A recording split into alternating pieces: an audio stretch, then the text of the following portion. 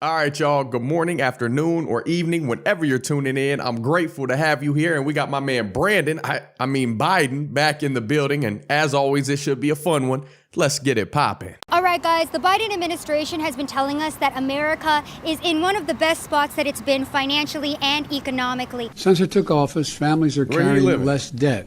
A recent survey from the Federal Reserve found that more Americans feel financially comfortable than any time since the survey began in 2013. So we're going to go ask the average American if what the Biden administration is reporting happening here in America actually lines up with what people think on the streets. Comfortable? Look at the gas prices. They ain't comfortable to me. Hell no. Joe Biden says that we're in a strong economy, that we're doing great. Do you believe that? No. Ain't no comfortability around nowhere. It really hurts America with the gas prices because we have to get to work. And if we can't get to work and we got to spend all our money on gas that we going to work on, that means you can't pay your bills. So it's an endless circle of endless debt. Everybody gonna go in debt, sooner or later because what's happening now is everybody is feeling the heat from, every angle of the society. So yeah, I feel like no, it's not true. It's bullshit completely because rent prices is crazy. We paying I don't know how much percent more, but I would say at least three or 400 more than we was paying 2 years ago. That's ridiculous. Steep. You know what I'm saying? Salaries aren't going up, so how are we supposed to make the difference in income and rent? It doesn't make sense. So when the Biden administration comes forward and says that economically and financially our country's doing really well, do you think that's a lie? Yep, I think they blowing smoke up our behinds. I think it's Biden's fault. Trump said it would happen. We would deal with a lot of the stuff that we dealing with back when we had the Great Depression. Who called it? Not financially stable, comfortable, or nothing like that. But when Trump was in office, I was feeling really good. Really? Yes, Trump. So Joe Biden is too much. You'd rather have Trump back? I want Trump back. I'm not for Biden. I'm not for him. Bring it back. Hold on. Say it again for the people in the back. Let's remix it. Yes, Trump. So Joe Biden Trump, too baby, much. woo. You'd rather have Trump back? I want Trump back. I'm not for Biden. I'm not for him. Did you vote for Joe Biden? No, Brandon. No, No. I didn't. Did you vote at all in this last election? No. No. You didn't want to vote, but now He's that honest, you though. could have a choice between Trump or Biden, you would choose. I would choose Donald Trump because he's about making money, and Businessman. for independent businesses and stuff like that. I miss Daddy T, Trump. I miss Daddy T. For Daddy real. T.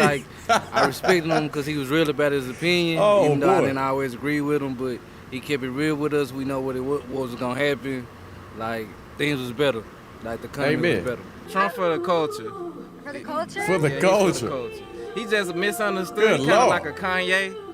But he may say stuff the wrong way sometimes or have a wrong approach, wrong wordplay. But he mean well as a collective, as a people. You know what I'm saying? He cares. Who's a better president for America, Joe Biden or Donald Trump? I feel like Donald Trump Obvious.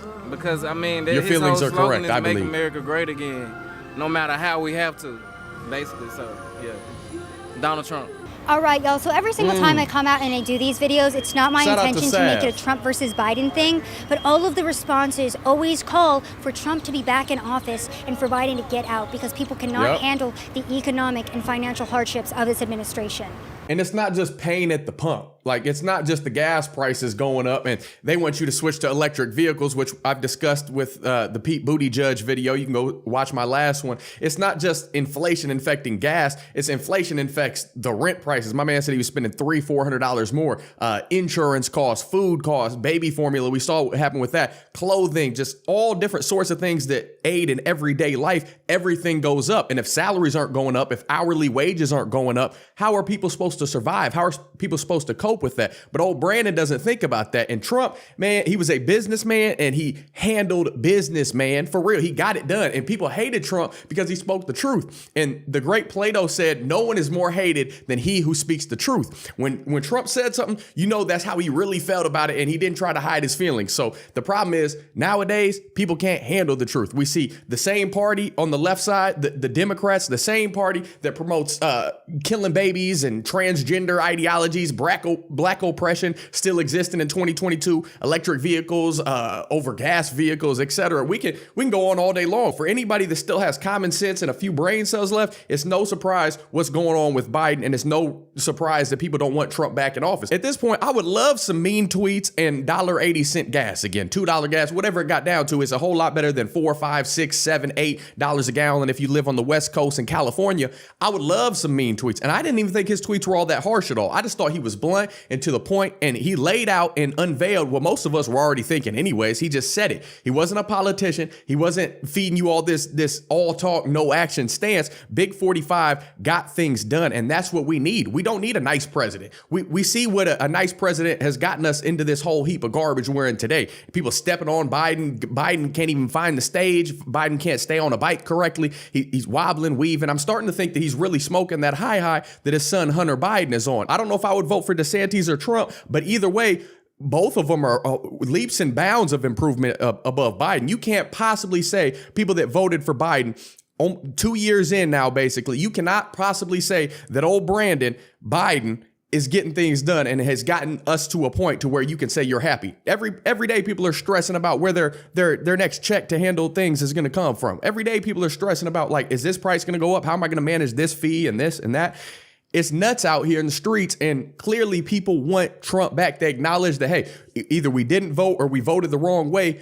We take it back. We take it back. And MAGA should be fully understood now. When was America ever great? Anytime before the Biden administration, in my opinion. And every time that they attacked him, whether it was an impeachment, slandering his name, and so on, he fought back. He didn't fold. He didn't cave under pressure. He always fought back, and he wasn't a pushover. And I love videos like this right here because these are real everyday people. These are people that are out there grinding, whether they're going for a big paycheck, a little paycheck. They're just trying to get by day in and day out. And they're not these false, fake, paid off figureheads that we see on TV pushing this rhetoric and this propaganda to push a certain narrative, people to each side. These are people that just want to get a happy life. They just want to get through each day, go home, love on their loved ones, and keep it pushing. That's it. And that's what I love about these things right here. We see what Biden has done. He's had his trial run. It hasn't worked out. It's time to rotate and move on to the next one. And we need to go back to either Big 45, or we need to get, for our 47th president, we need like a Ron DeSantis, a Florida man, somebody